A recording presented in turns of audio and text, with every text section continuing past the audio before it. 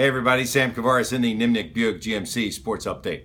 So the Jaguars are moving on from Gus Bradley.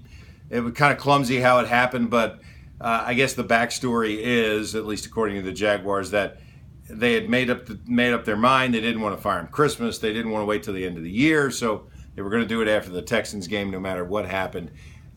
Caldwell walked into Bradley's locker room, told him that they were going to make this move. He gave Bradley apparently the option of saying, whether they'll release it that night or the next day. And Bradley said, "Let me call my family. We'll do it tonight. We'll move on." It's not unusual that a NFL coach would talk with the media after he got fired. It's like unbelievably rare. And Gus was so full of that thing that he has, that positive attitude, the whole idea about not being bitter, and he talked about that. I just was really impressed with his ability to kind of compose himself and give really good answers. Talked as long as we wanted. He's a great guy, and I think he's an excellent football coach too. It'll be interesting to see if he gets another opportunity to be a head coach at some point in the next 5 years or so, because he'll be a phenomenal coordinator for somebody. It's a shame it won't be here. Nonetheless, Doug Marrone steps in. Command presence. He's a very different kind of guy. Very kind of a subdued personality, but much of a teacher.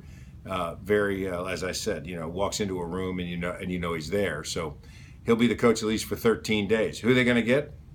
Hard to say. It's pretty obvious though that they fired Bradley this early so that they could talk with Tom Coughlin without any problems, because they didn't want Coughlin to run off and take the job in LA without having talking to him. Tom will be 71 years old this year.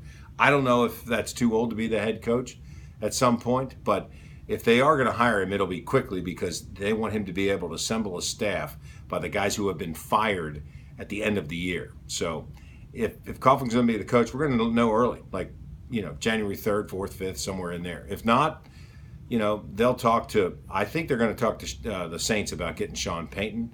And in addition to that, the coordinators, whether it's Todd Haley or Josh McDaniels or Mike Smith. So we'll see. I do think a guy who's been a head coach or currently is a head coach in the NFL is going to be one of the requirements for Caldwell to hire. Hey, I'm going to take a couple days off. Jaguars Titans. I'll be at the game Saturday, but if we don't talk before then, Happy Hanukkah, Merry Christmas. I hope you get a chance to spend it with your family, and we'll talk soon.